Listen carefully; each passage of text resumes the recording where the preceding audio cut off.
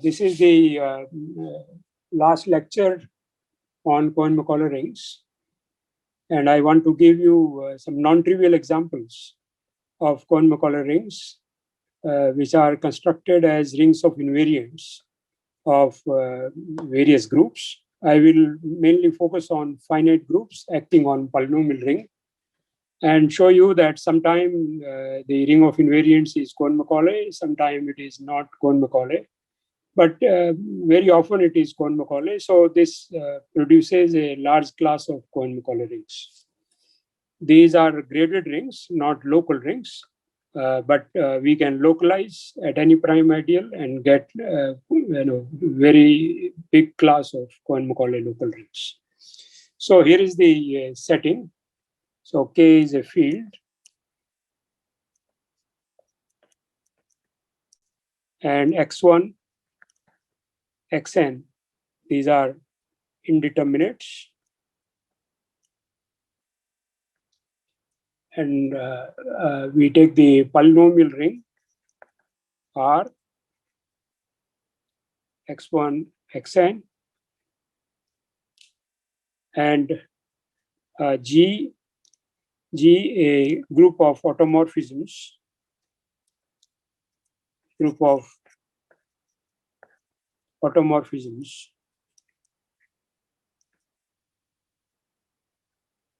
of R.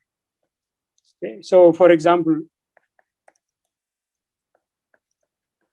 we could take a subgroup of GLNK.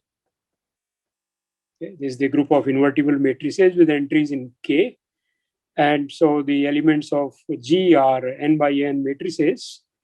And let G act on the indeterminates. So this will be a column vector of linear forms in X1, X2, Xn. And now we describe a action of G on R. So this extends. This gives rise to an automorphism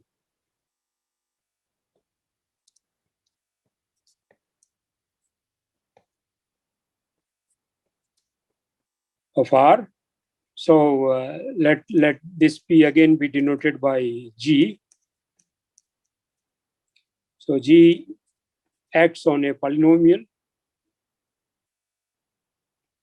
in n variables, and this is equal to F, L1, L2, Ln. So Xi's are being replaced by Li's, and since G is invertible, this is a group of this is an automorphism of R, and we look at those polynomials which are fixed under the action of G for all G in this group. Okay. Now it is easy to see that RG is a K algebra.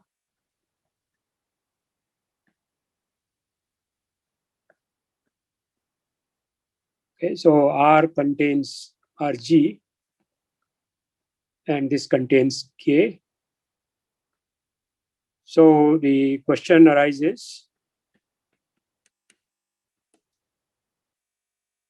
okay, when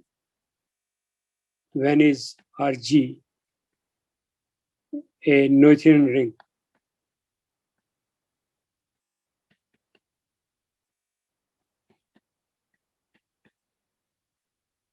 When is RG a K algebra? Finitely generated K algebra.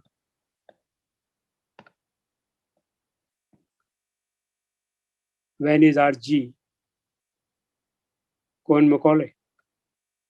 And we can ask lots of other questions, like how to write generators of RG, how to write generators of our G, if it is finitely generated as a K algebra. Okay, and there are many other questions. This is just a very short introduction to this huge field of rings of invariants, which intersects with many other branches of mathematics like algebraic geometry, representation theory, algebraic groups. So I will only focus on the simplest case when this group G is a finite group.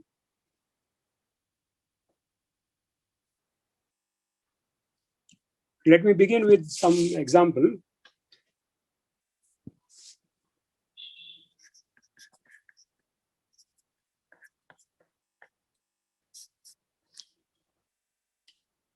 Okay, this is familiar to you.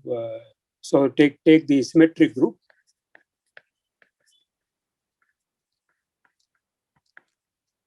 Symmetric group on the n letters.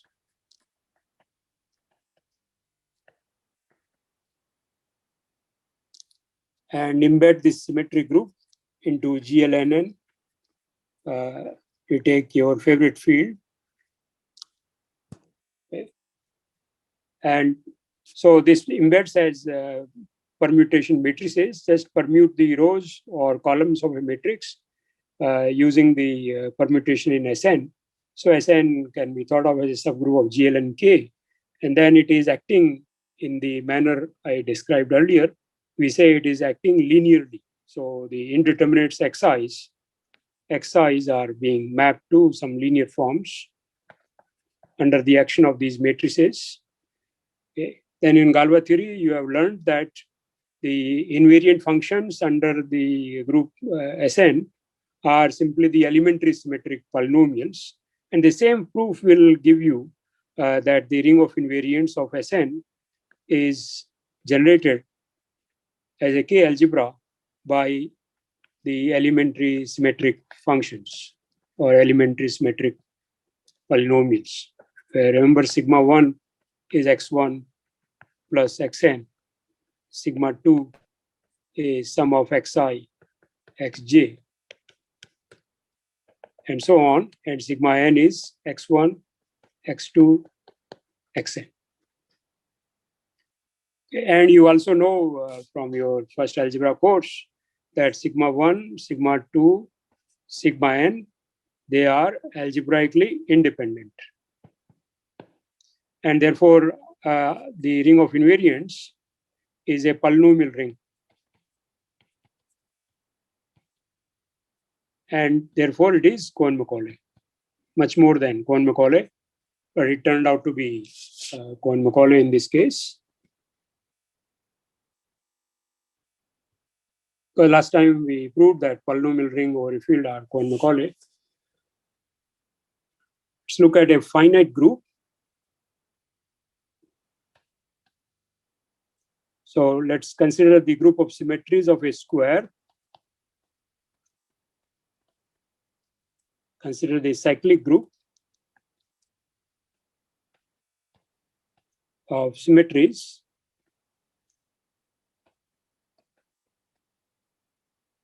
These are rotational symmetries of a square. Okay. So there are many ways to describe this. Let us look at this is located in the Cartesian plane, and this group, cyclic group C4, is generated by the matrix sigma 0, 1, minus 1, 0. Okay, so this is identity sigma, sigma square, sigma cube. So this group is C4 is acting C4x on the polynomial ring in 4 variables. Sorry, two variables here, because these are 2 by 2 matrices. Okay. acts on this polynomial ring in two variables, and the ring of invariants of this cyclic group. If it is, since this is a cyclic group, if a polynomial is fixed under the automorphism sigma, it will be fixed under all the powers also. So the ring of invariants consists of those polynomials, so that f of xy is equal to f of minus yx, because xy is mapped to minus yx under the action of sigma. Sigma x is minus y, and sigma y equal to x. And with a little bit work, I will give this exercise for the tutorial next week. RG is generated as a K algebra by x square plus y square, okay, x square y square, and x cube y minus xy cube.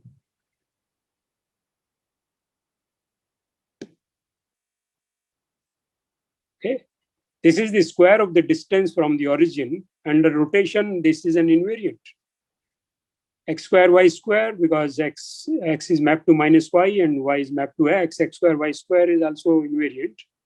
And this third polynomial, okay, the third polynomial arises by taking the Jacobian. Okay, take the Jacobian of these first two polynomials, and up to a scalar multiple, it is this.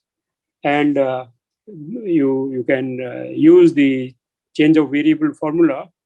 And here the matrices here, they have determinant 1. Okay, this C4 is being described as a subgroup of SL2R. This is contained in SL2R using change of variable formula, which involves Jacobian and determinant of the matrix. Determinant of the matrix is 1. So it will say that the Jacobian of these two polynomials is also an invariant, and Jacobian turns out to be this, right? The Jacobian of x square plus y square, x square y square, okay, that is the determinant, okay, 2x, yeah, to x y square, then 2y and 2y x square. Okay. So that is equal to 4 x cube y minus 4 xy cube. So x cube y and xy cube, these are the elements here, and if I divide by 4, it remains invariant. Okay. All right. So, but it is not easy to show at this point that these are all the RG is generated by these three invariants, okay, as a K algebra. But at the end of the lecture, you will be able to verify that. Okay. So look at RG. Okay, look at RG. RG has three generators: x square plus y square, x square, y square, x cube y minus yx cube.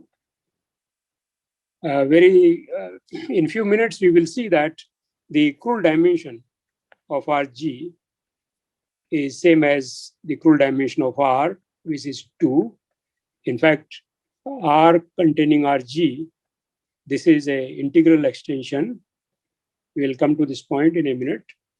So they have equal dimension, but as a K algebra is generated by 3 elements, so I can map a polynomial ring. I can map a polynomial ring in three variables to this ring, say UVW to RG. Okay, and then so map U to first generator, V to the second generator, W to the third generator, and then RG is dimension is 2, and dimension of K UVW is 3. So the kernel is a height. It's a height 1 prime ideal, but height 1 prime ideal in a UFT is generated by an irreducible polynomial. and with little bit effort, you can check that this is the kernel.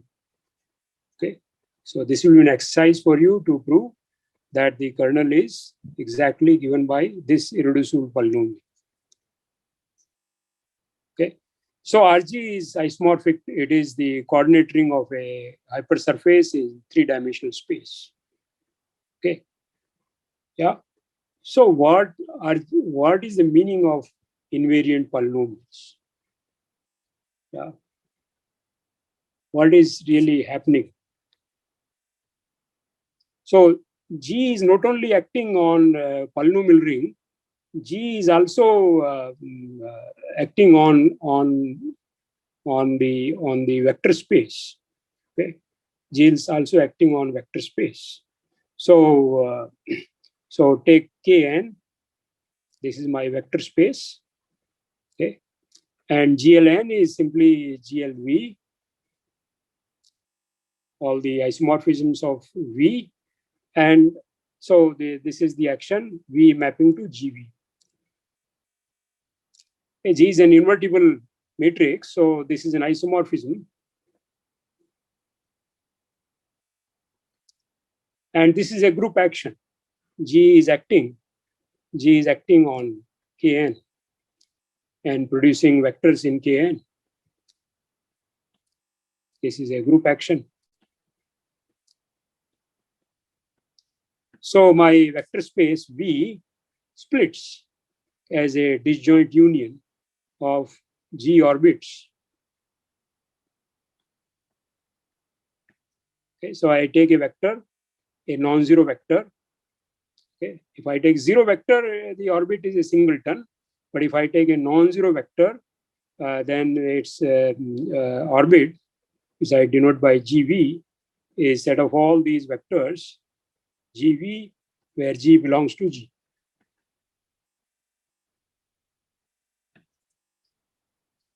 Okay, these are finite sets. If G is a finite group, these are finite sets, but we can have any subgroup of GLN acting on the vector space. So orbits can be infinite, and the structure of orbits can be quite complicated. Okay, they may intersect. Okay, yeah, but if G is finite, the orbits are all finite, so they are closed subset. Okay, if you take K to be the field of complex numbers, then these are finite sets under a classical topology. They are all closed subsets. Okay, so how do the elements in RG act on the orbits? Yeah, so RG actually consists of functions which are constant, functions which are constants on the orbits. Okay, let us see that quickly. Okay, so suppose F is an invariant.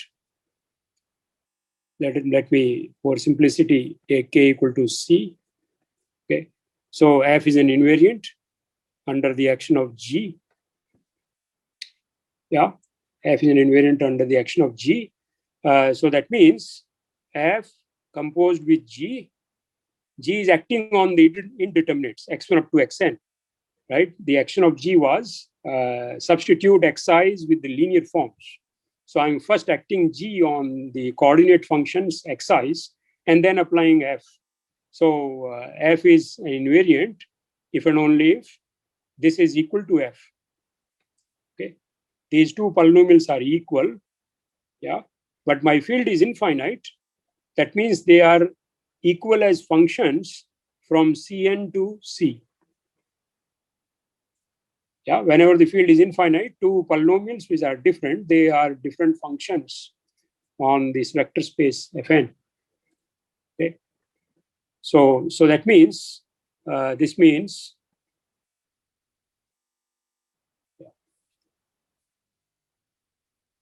but these two functions are equal if F is an invariant.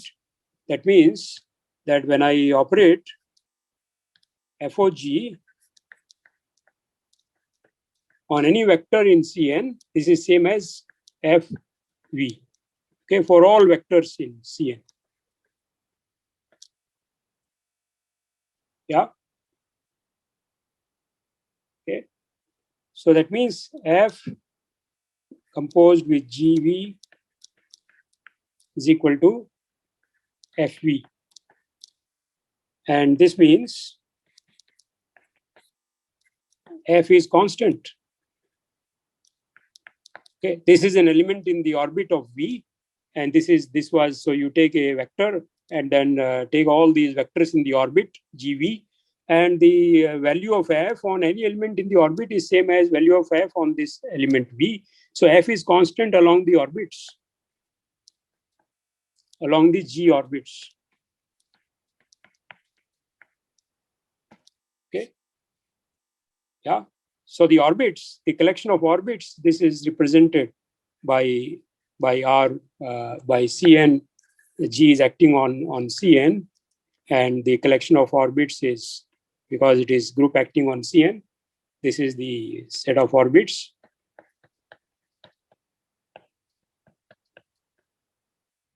Okay, right?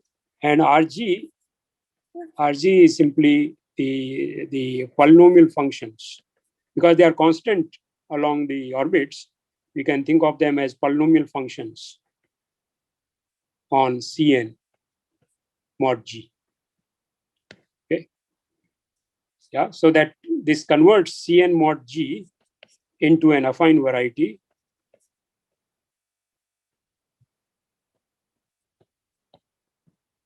Affine variety, and its ring of functions, its coordinate ring of this affine variety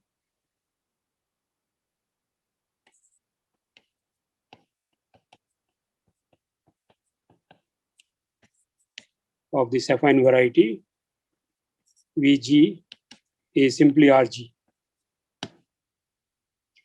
So that's the interpretation of what the invariant functions really represent. They are constant functions along the orbits, and in this case, these are subtle matters. Cn mod G may not be an algebraic variety. Okay, but in the case of finite group and a large number of other groups are called reductive groups, this turns out to be an affine variety, and the coordinate ring of that affine variety is the ring of invariants. Okay, so this is very important object of study, and one wants to know what are the properties. So the most elementary question you can ask is whether it is a Noetherian ring, or when is it a finitely generated K algebra, and what are the other deeper properties. Any questions so far?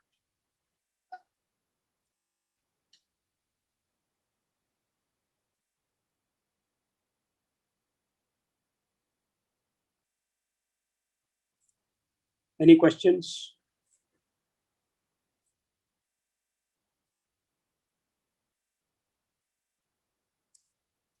Okay, let us continue with an example of an infinite group. So we are looking at subgroups of GLN. Take n equal to 1 and take the whole group. So GL1 K. This is denoted by K cross. Okay, and let us look at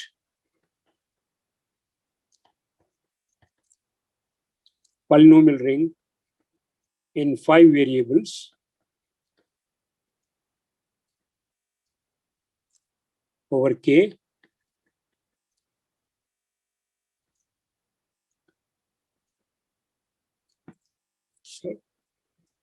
And I need to describe the action on the indeterminates. So the action is like this: A, B, C are S, mapping to lambda A, lambda B, lambda C, then lambda inverse R, lambda inverse S. You can think of GLR1K as a subgroup of 5 by 5 invertible matrices, and this is the diagonal action. let lambda map to lambda, lambda, lambda, lambda inverse, lambda inverse. And this is acting on the 5 variables and producing these linear forms. Okay. So that is the action. That is the action of this group on this polynomial ring in 5 variables. Is this clear? I now have an infinite group. If K is infinite, this is an infinite group acting on polynomial ring. And by mimicking this, you can describe all kinds of linear actions of K cross on polynomial ring in any number of variables and produce very interesting examples of rings of invariants, and they all turn out to be Cohen-Macaulay. We'll see that. Okay. So ask the question, what is the ring of invariants? Let's call this ring as R. What is Rg in this case? Yeah. So the action is, it's a linear action. A, B, C, R, S are mapped to some scalar multiples. So think of G acting on a polynomial in 5 variables. Polynomial consists of monomials, and a monomial of certain degree will be mapped to a monomial of the same degree under the action, but it will be a scalar multiple. So let us see. So let us see the action of this on a monomial. So take a monomial, say a to the power I, b to the power j, c to the power k, r to the power l, and s to the power m. Okay, and let us call this as the action of this matrix, diagonal matrix, by lambda acting on the monomial. Okay, or maybe I describe this as the automorphism which is induced by lambda. So sigma lambda of this will be lambda a I, lambda b j, lambda c k, lambda inverse r to the l, and lambda inverse s to the power m. And this is equal to lambda to the power I plus j plus k minus l minus m times the same monomial. Okay. So this monomial is mapped to a scalar multiple of this monomial, same monomial.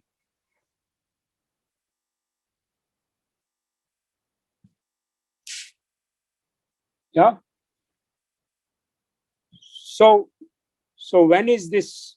What are the fixed monomials? Which monomials?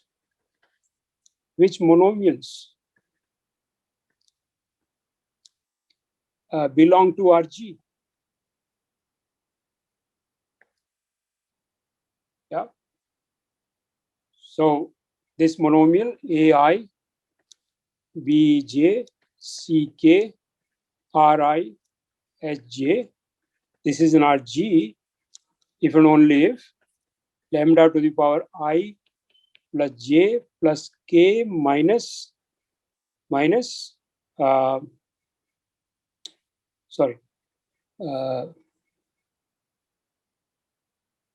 minus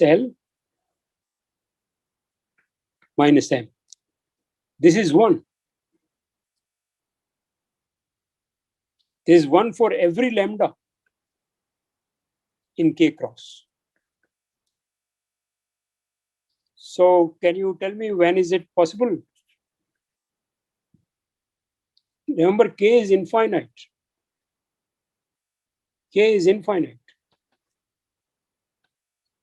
Can anybody tell me what is this equivalent to? Lambda to the power I plus j plus k minus L minus m is 1 for every lambda in K cross. It has to be 0, the exponent. Right. Because it can't have this. This is These are roots of unity, right? These are roots of unity, and there are only finitely many. So I plus j plus k plus minus L minus M has to be 0.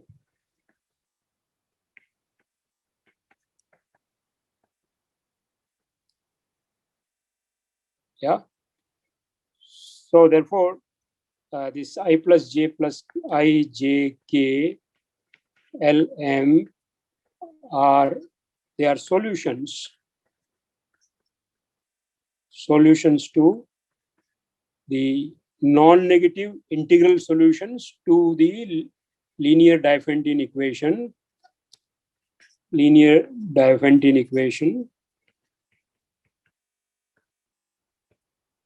X plus y plus z minus u minus v equal to 0.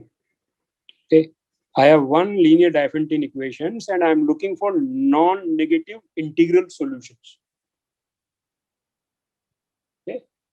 Looking for non-integral solutions. Yeah. So exercise. The ring of invariants is generated by the following: AR, BR, CR, AS, PS, CS. These 6 monomials are obviously, their exponent vectors obviously satisfy this linear Diophantine equation. But you can actually write down all solutions of this linear Diophantine equations and then show that these 6 monomials, they generate RG as a K algebra.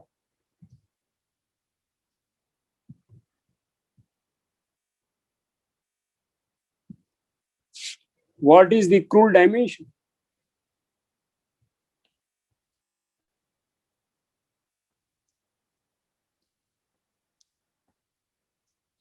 of RG?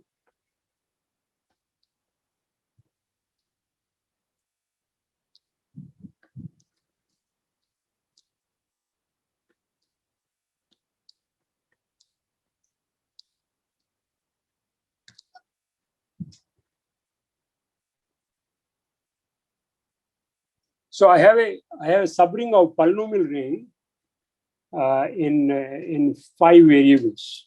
This is a polynomial ring. This is subring of polynomial ring in 5 variables: A, B, C, R, S. And this subring is generated by these 6 monomials. Yeah. You can ask a more general question. Take a subring generated by monomials. How to find its Krull dimension? Take any subring generated by monomials. How to find its Krull dimension? Yeah, can anybody answer? How to find Krull dimension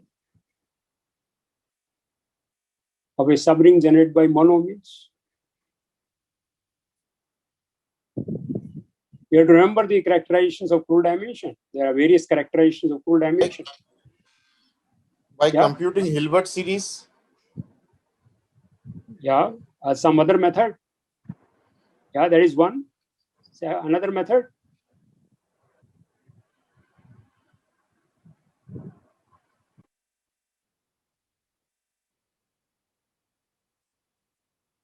There are other ways to calculate Krull dimension of affine algebras. This is an affine domain.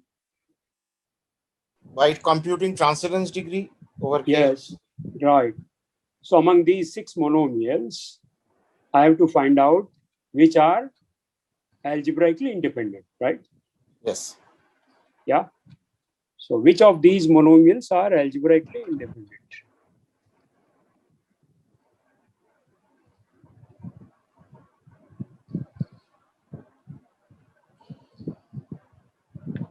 So more generally, you can ask, suppose x1, xn, these are indeterminates, and I take a monomial x1 alpha 1, xn alpha n, okay, x alpha. Yeah. So So with this notation, suppose beta 1, beta t, they are lattice points, okay, in NN. Okay, they are lattice points in NN. So they are vectors with non-negative integer entries. Okay, and they give rise to monomials.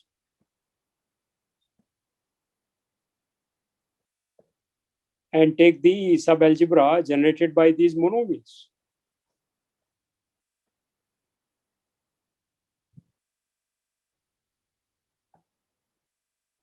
What is the Krull dimension of T?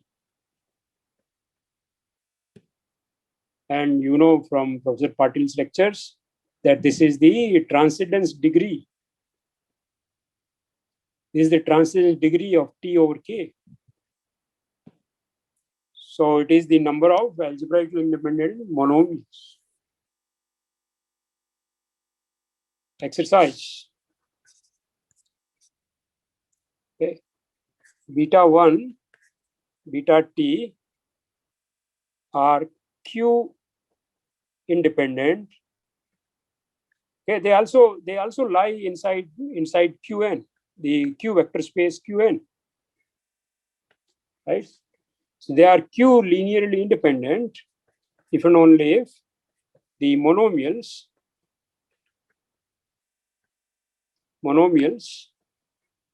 are algebraically independent. Yeah.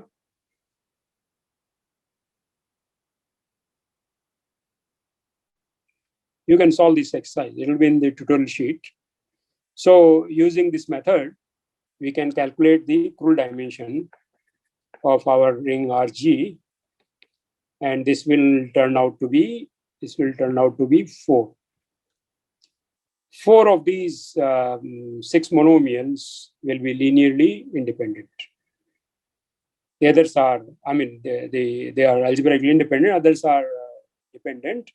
So this dimension turns out to be 4. Okay. So I think Nikhilesh, you said that we can find Hilbert series also. Yes, sir. Yeah. So let us try to do that. Okay. Let us try to do that. So map. Let us map UVW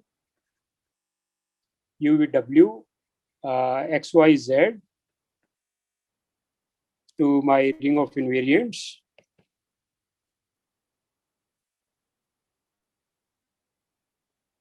Okay. So AR, BR, CR, AS, BS, CS. And this is the K algebra homomorphism.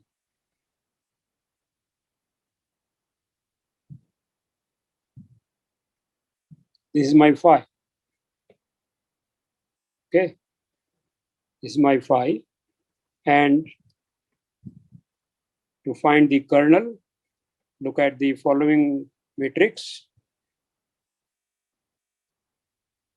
and take the 2 by 2 minors. Okay, take the 2 by 2 minors. So call them as delta 1, delta 2, signed minors, delta 3. So these are VZ minus YW, and then remove the middle column and take the negative XW minus UZ. Remove the third column where UY minus XV.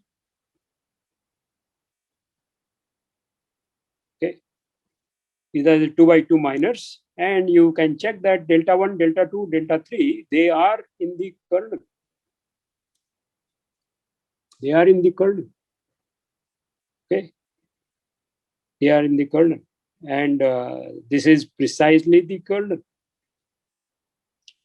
Okay. This so we calculated the dimension of RG. Dimension of RG was 4. And this is a 6-dimensional polynomial ring. This is mapping onto a 4-dimensional affine domain. So kernel is a height 2 ideal. Okay, kernel is height 2 ideal, and the 2 by 2 minors of this 2 by 3 matrix, they are in the kernel. Okay, they are in the kernel. And now use a result from Matsumura, which says that this is a prime ideal of height 2. This 2 by 2 minors of this 2 by 3 matrix of indeterminates is a height 2 prime ideal. You can find a proof in Matsumura. So we know that the kernel is height 2 prime ideal, and this is contained in the kernel. So this must be the kernel. So RG is isomorphic to this. Okay, RG is isomorphic to this. And now you can you have seen in the tutorial, last tutorial, how to write a free resolution of this. So let us write S to be the polynomial ring in 6 variables. And you saw a free resolution, a graded free resolution was like this.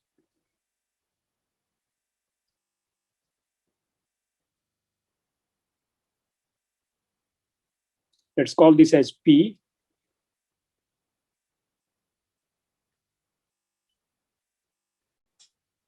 This is a minimal free resolution.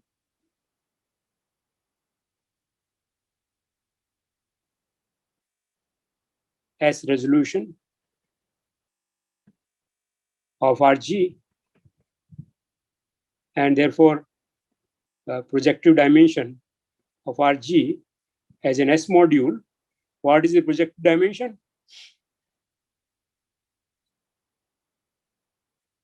What is the projective dimension of RG as a S module?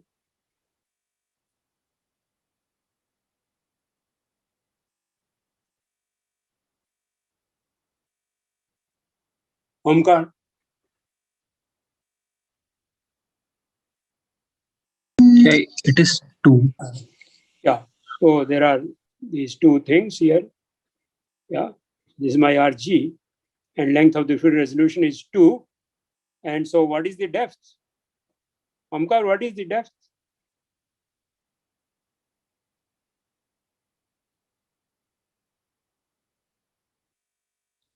I proved the Osler-Buxbaum formula last time. It was proved for local rings, but this is a graded situation. You can localize at maximal ideal and then use the formula. It's also valid for graded rings. Okay, so this is equal to dimension of S. S is Cohen-Macaulay ring of dimension 6. Project dimension is 2, and so therefore depth of RG as an S module is 4. But this is also the dimension. So therefore, RG is Cohen-Macaulay.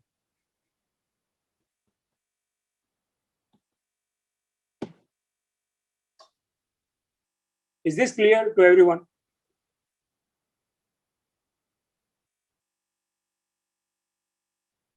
Cohen-Macaulay property of RG.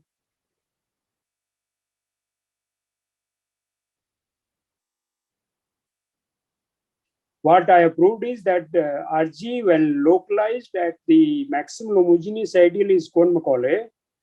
I have not proved a result which says that if you have a graded ring with unique maximal homogeneous ideal, to prove it is Cohen-Macaulay, it is enough to prove that when you localize at the maximal homogeneous ideal, it is Cohen-Macaulay. So I produced a graded resolution of RG. I can then localize at the maximal homogeneous ideal. It will remain an exact sequence. And so I will get a free resolution of the RG localized at the maximal homogeneous ideal. There I can apply Osler-Buxbaum formula and conclude that RG localized at maximal homogeneous ideal is Cohen-Macaulay, and therefore RG is Cohen-Macaulay. Yeah, so ring of invariants is turning out to be Cohen-Macaulay in all these examples, but this is not always true. This is not always true. RG need not be Cohen-Macaulay.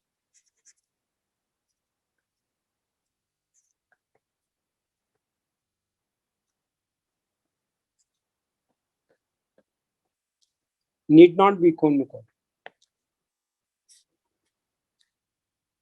Yeah. So this happens in positive characteristic. Okay, happens in positive characteristic.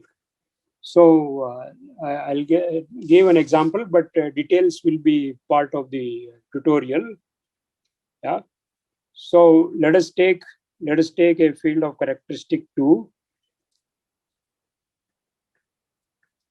Field of characteristic 2, say k equal to f2, and consider polynomial ring in 6 variables.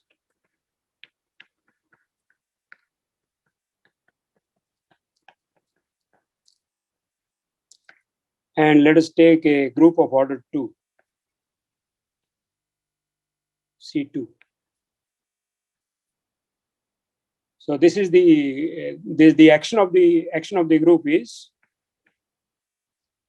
sigma exchanges xi with yi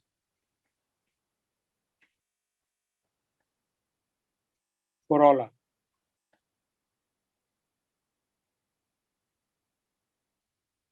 Yeah.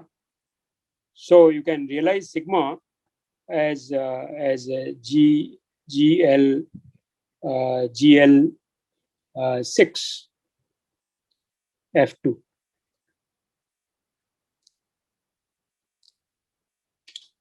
Yeah, it's composed of 3 disjoint transpositions. There's an order of sigma is 2, and this is the action on the indeterminates. Xi's are being permuted with exchanged with yi's. Okay, they are exchanged with yi's. So in this case, the RG is not Cohen-Macaulay.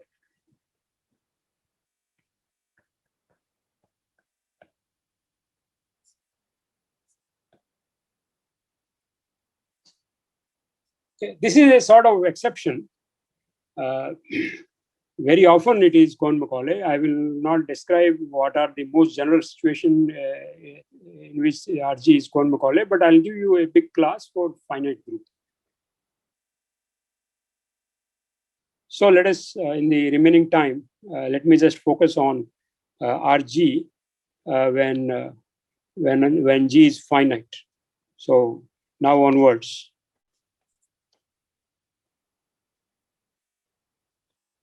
G is finite and G is contained in GLN K, and the order of G and the characteristic of K, they are co-prime. That means 1 over order of G is a member of K.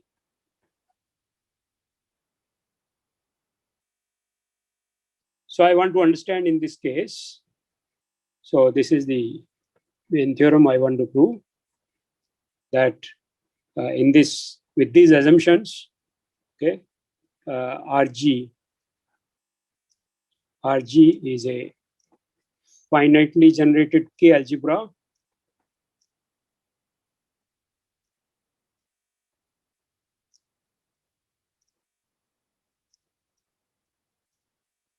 okay, and RG is Cohen-Macaulay.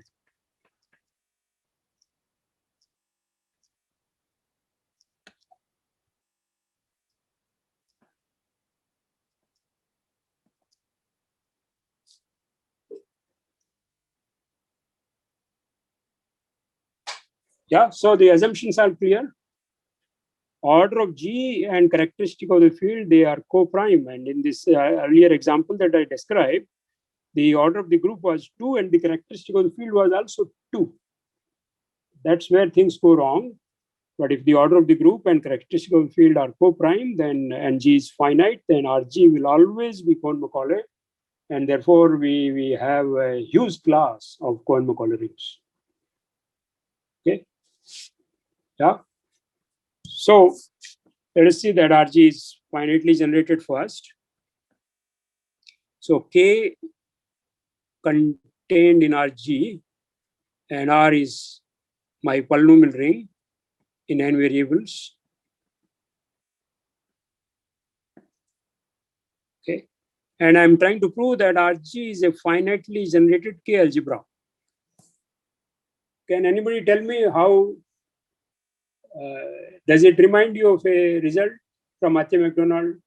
How to prove that a subring of an affine algebra is finitely generated as a K algebra?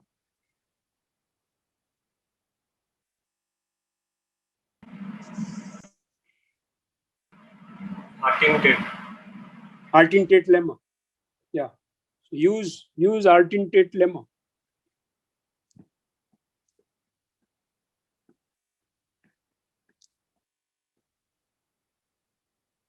So Artin-Tate lemma says that if I have a finitely generated K algebra and a subring over which R is an integral extension, then this subring is finitely generated K algebra. Okay. So I need to see that this is R containing Rg is an integral extension. R containing Rg is an integral extension. Okay. So how to see that? Yeah. So let us, this is a finite group.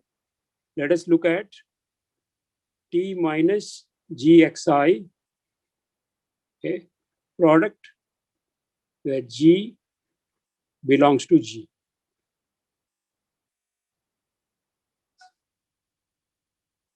Look at this polynomial. Okay. F of xi is 0 because G, take G equal to identity, and then so T equal to xi is a root. Xi is a root of this polynomial. This is a monic polynomial. And do you see that coefficients are in Rg? Can anyone explain me why the coefficients are in Rg?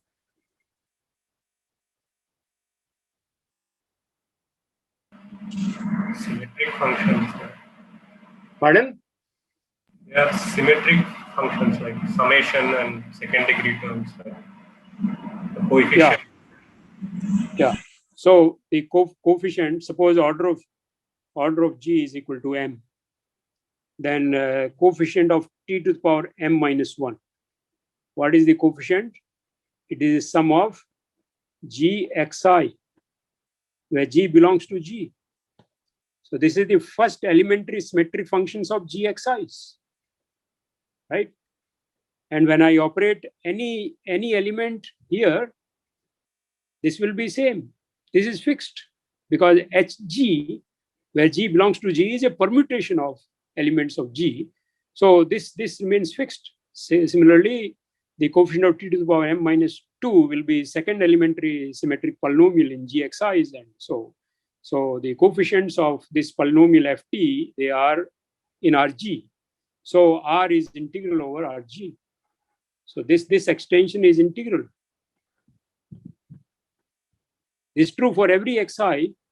So R is integral over Rg. And so by Artin-Tate lemma, Rg is a finitely generated K algebra. So it's a Noetherian ring. You can ask how to find the generators. That is called the first fundamental problem. First fundamental problem of invariant theory.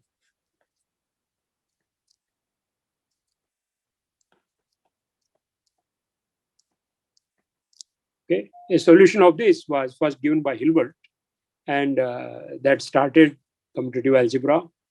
This was like in 1890, 1893, 2 papers of Hilbert. Okay, so all these results, Hilbert basis theorem, Hilbert's Nullschansatz, then Hilbert polynomial, Hilbert Syzygy theorem, they were all discovered by Hilbert to understand the invariants of groups, subgroups of GLN acting on polynomial ring. He wanted to understand how does the ring of invariant look like. So that's how commutative algebra started. Yeah. So first fundamental theorem of invariant says that how to find generators of Rg. How to find generators of Rg.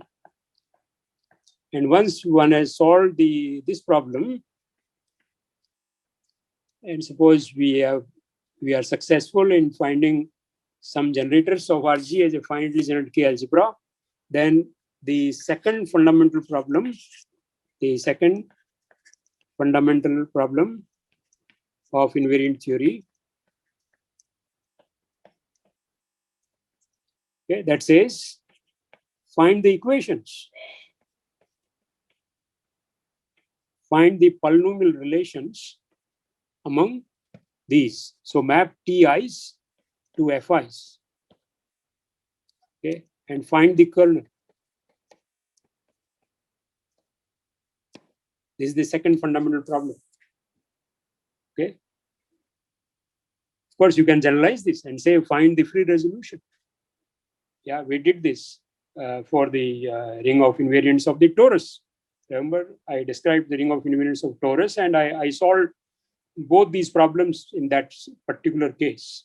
So as you vary your groups over some various subgroups of GLN, and the favorite groups are like the SLN and orthogonal group and symplectic groups and all these classical groups, yeah, and finite groups.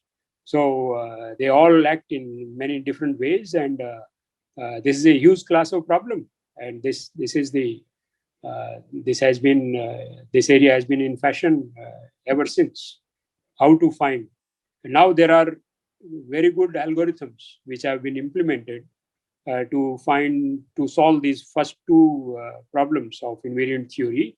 In 19th century, people did this by hand, and they enumerated the generators. Sometimes the generators will be in hundreds, and the relations will also be huge.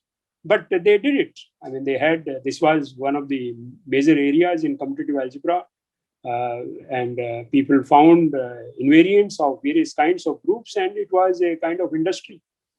But now everything is computerized, and people have checked the old calculations and found a few errors in the old calculations using the computers.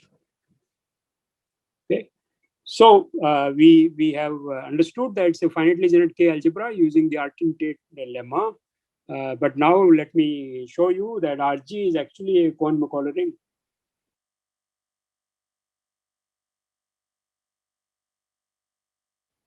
The second part is RG. RG is a Cohen-Macaulay ring. Yeah. So here there is a very important operator called the Reynolds operator. Reynolds operator. So Reynolds operator is a map from R to RG. It takes an element R in R, and it maps to 1 over order of G, sum GR, where G is an element of G. Okay, so this is a kind of averaging process. Yeah, think of the GR. GR is in the orbit of R under the action of the group. We are adding up these and dividing by the number of elements in the group.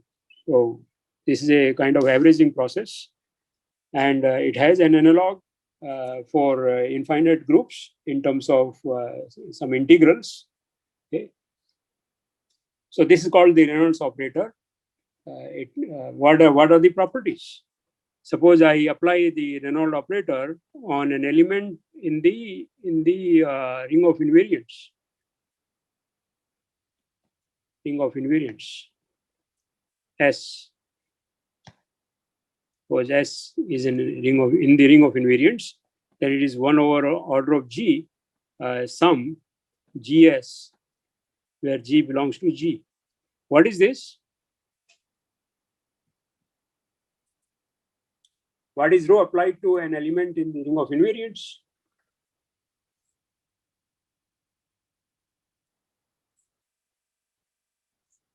This will be S, equal to S.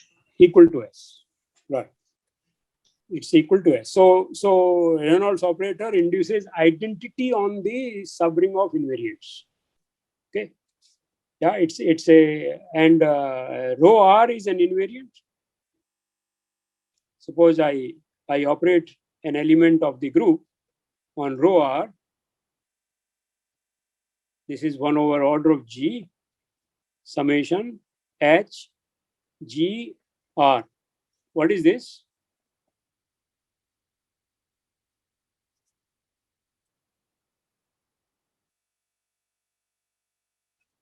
Let me ask somebody. Abdul Hanan. Abdul Hanan. Yes, sir. What is this? This is equal to rho R. And why is that?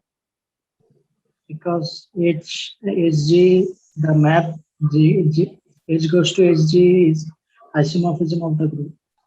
So it only permutes. That's not, it's not an isomorphism, it's a bijection. Yeah, bijection.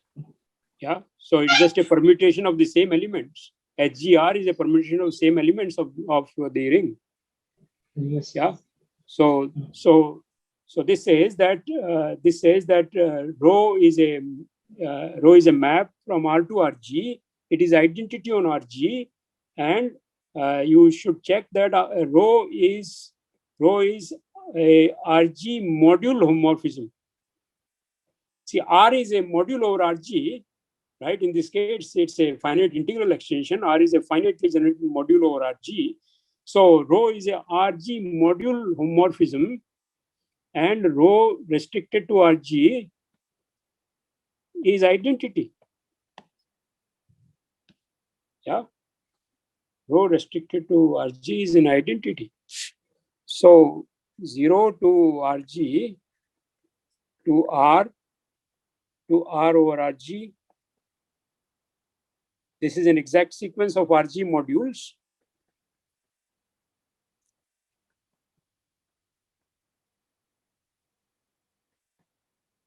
Okay. And I have a map which is identity on RG. Yeah.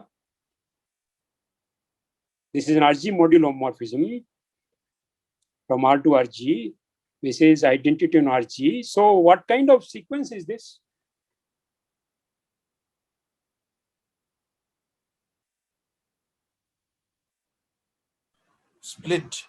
Split exact sequence. Rho provides the splitting. So as RG module, R is isomorphic to, as RG module, isomorphic to RG direct sum R mod RG. So RG is a direct summand of RG.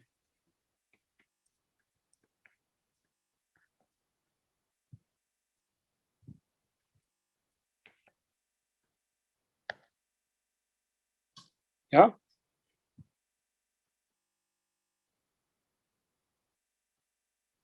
Okay.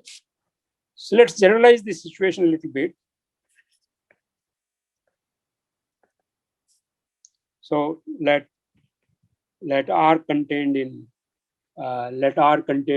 S. Okay. Let R contained in S be a ring extension.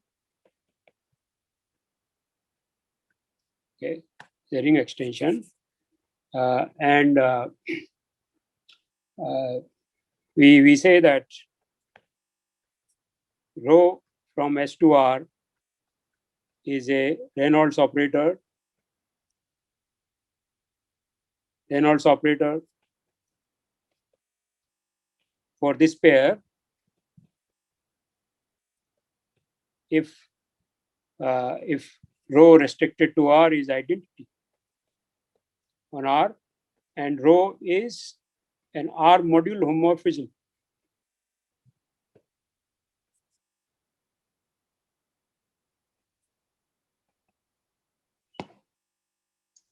Yeah, we produced a Reynolds operator from R to RG, but Reynolds operator exists in many other situations. It is simply a splitting. It's a splitting of R modules. Yeah. So this is called Reynolds operator in general. And if you have a Reynolds operator, many good things happen. I will leave this as an exercise for tutorial. Yeah. So suppose rho R to S is a ring extension, and rho from S to R is a Reynolds operator.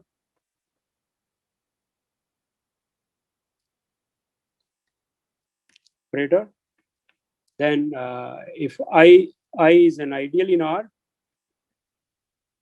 if this is an ideal in R, I can extend this to S and intersect back to R, I will get I. Okay. If S is Noetherian, then R is Noetherian. Take a sequence of elements in R, and if this sequence, if X is an S regular sequence, then X is R regular sequence also.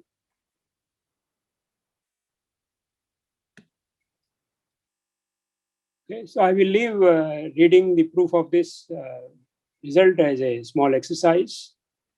Yeah. So let us now this implies Cohen-Macaulay property. If you believe this exercise, we have Cohen-Macaulay property of RG.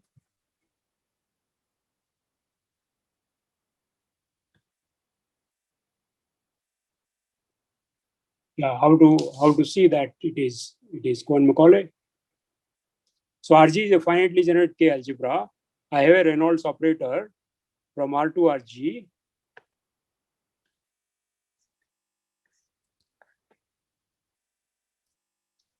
Okay, the dimension of RG is n, and RG is a finitely generated K algebra.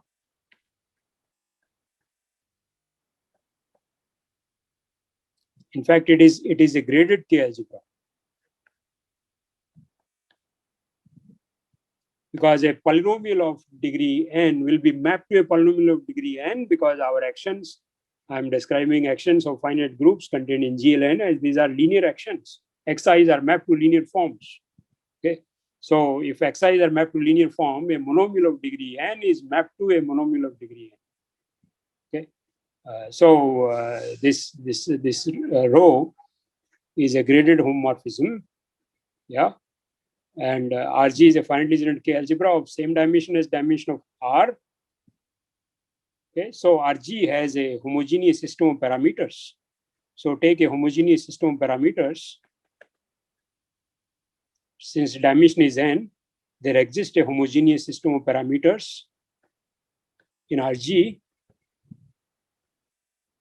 Okay, and this is an integral extension.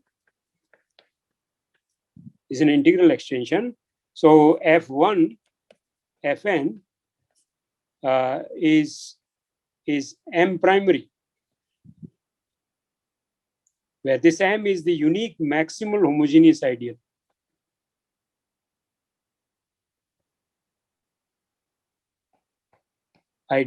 Of RG. Okay, so when I extend this F1 up to Fn to R, think of these n elements in R, then this is, because it's an integral extension, this is primary for x1 xn. Yeah, so it is a regular sequence. This is a homogeneous system of parameters in a Cohen-Macaulay ring. If one system of parameters is a regular sequence, then every system of parameters is a regular sequence. Yeah, every system of parameters will be a regular sequence. This is from the Ext criterion. You can use the Ext criterion, which detects the length, the grade of an ideal, and check that if this F1 up to Fn is a regular sequence. Yeah, but I have this Reynolds operator, and this sequence is a regular sequence in R. Fn is R regular sequence, and because we have a Reynolds operator, so this F1 up to Fn is RG regular sequence also. and therefore RG is Cohen-Macaulay.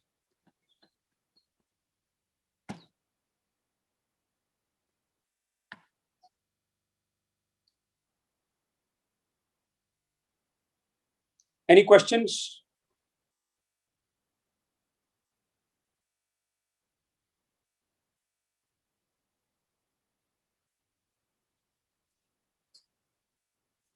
Yeah. Any doubts? What steps are not clear?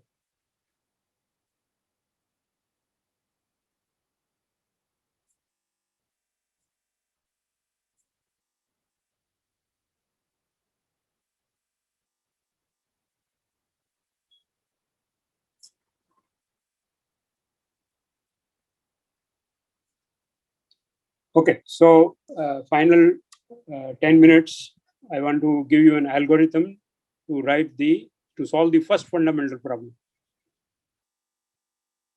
Algorithm for writing K algebra generators.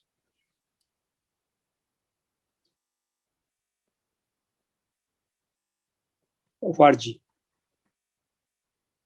This is when characteristic of K is 0. Although theorem is valid in arbitrary characteristic where order of G doesn't divide the order characteristic, but the proof I'm going to describe assumes that characteristic of K is 0. So this is called the Noether bound. Noether's algorithm or Noether bound.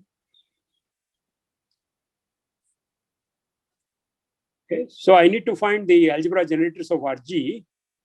Okay, so Avi Noether used the Reynolds operator. Okay, Reynolds operator and proved the following beautiful theorem that RG is generated as a K algebra by rho applied to all the monomials where the degree of the monomial is less equal to order of G.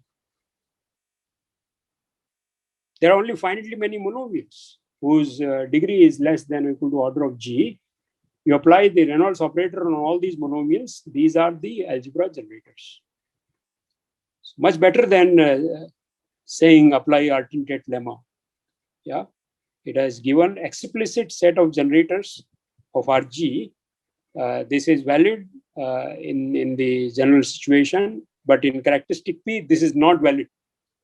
Okay, there are counterexamples to this in characteristic P. In fact, the one example that I gave you, you can work out that example and show that Noether bound is not valid there. Okay, yeah, but this is a very nice algorithm. It gives very nice algorithm to calculate the K algebra generators. Okay, so let me sketch a proof.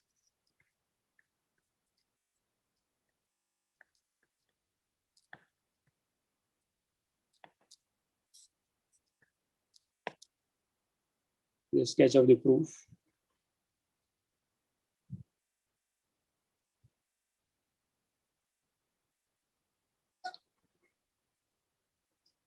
Yeah. So let us look at the following polynomials. S D that U1, UN be indeterminates. Another set of indeterminates.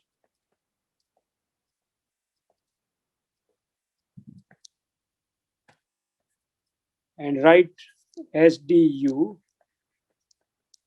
to be the following polynomial. G belongs to G. Okay. U1 GX1 plus UN GXN to the power D. Yeah. So G, remember G is acting on Xi's. These are linear forms. These are linear forms in X1 up to Xn. And I have associated those linear forms, multiplied those linear forms with U1, UN. So if I take the, now the characteristic is 0, I take the expand this by multinomial theorem. Use multinomial theorem.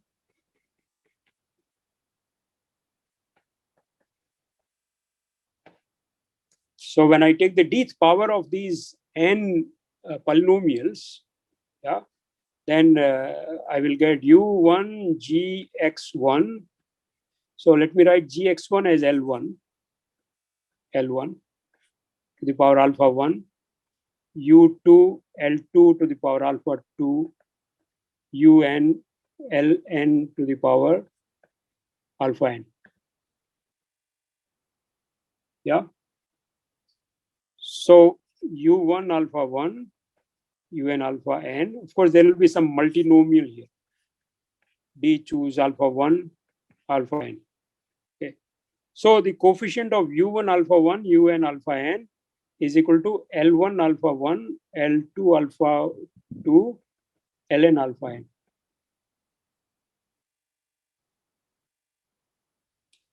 Yeah.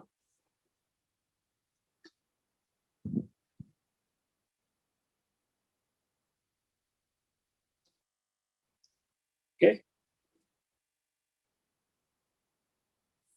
Right. So I take these are this is dth power sum of these elements, and there are as many elements at the order of g. So suppose order of g is m. Okay. So I have these m quantities, and I'm taking their dth powers. So take S1 of u, S2 of u, etc. These are power sum symmetric functions. Power sum symmetric functions for all the d's. For every d, it is defined. So by Newton's identities, Newton's identities are it's a recursive formula for the power sum symmetric functions. Yeah. So the Newton's identities, they tell us that these SDU, okay, for d bigger or equal to m plus 1 are polynomials in S1U SDU. Remember Newton's identities for the power sum symmetric functions. We'll say after if there are n variables, then after n, the n plus first power sum, n plus second power sum, etc., they are symmetric polynomials in the first n power sums. Okay. Yeah. So where do the invariants? What is the connection of invariants with these SDU? Well, so suppose I have a polynomial fx equal to summation f alpha x alpha. This is a polynomial in the polynomial ring R, and I apply Reynolds operator on f. So Reynolds operator on f is 1 over the order of the group.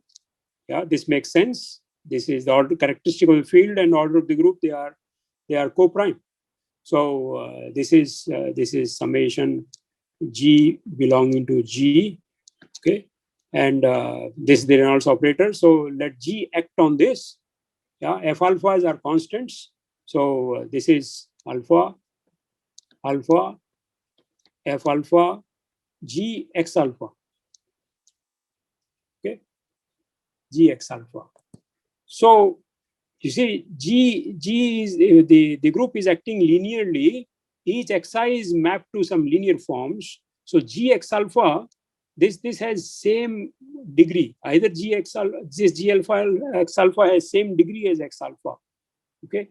So this rho f has same degree. Rho f can be 0, right? Rho f can be 0. But if it is non-zero, the degree of rho f is same as degree of f.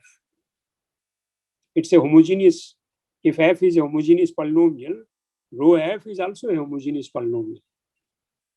Okay. So if this is consisting of the following elements. So call J alpha as summation of G X alpha, where G belongs to G. Okay, so this rho F, I can exchange these two sums and write this 1 over M sum of alpha, F alpha, J alpha. Okay, and this by definition J alpha is an invariant. This is an invariant.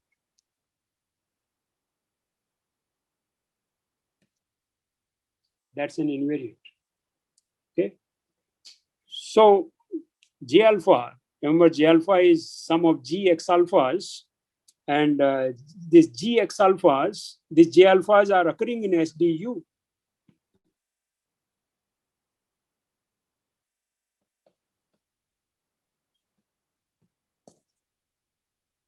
Just observe that J alpha occurs in this. Where is J alpha in SDU? Look at GX alpha. GX alpha is GX1 alpha 1, GXN alpha n. Okay, this is L1 alpha 1, Ln alpha n, and this is here. And this sum, SDU, is sum over G of all these things. So J alphas are coefficients of U alpha.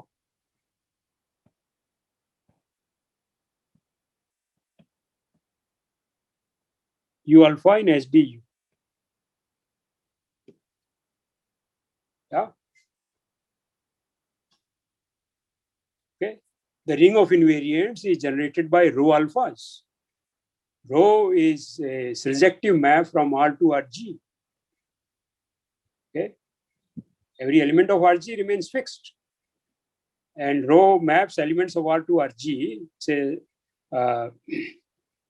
so the ring of invariance is generated by all the J alphas, but because of Newton's identities, the J alphas beyond the degree, when the degree is bigger than or equal to M plus 1, you don't need the J alphas beyond that, because those are going to be elementary symmetric polynomials in the earlier J alphas.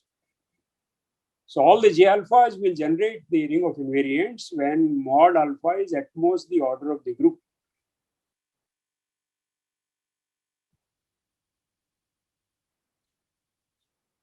So that's the proof of Noether's theorem, and our time is over.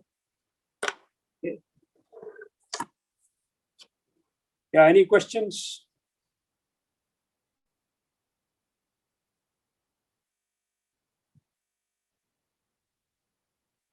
Yeah, so you have learned an algorithm to write generators of ring of invariants.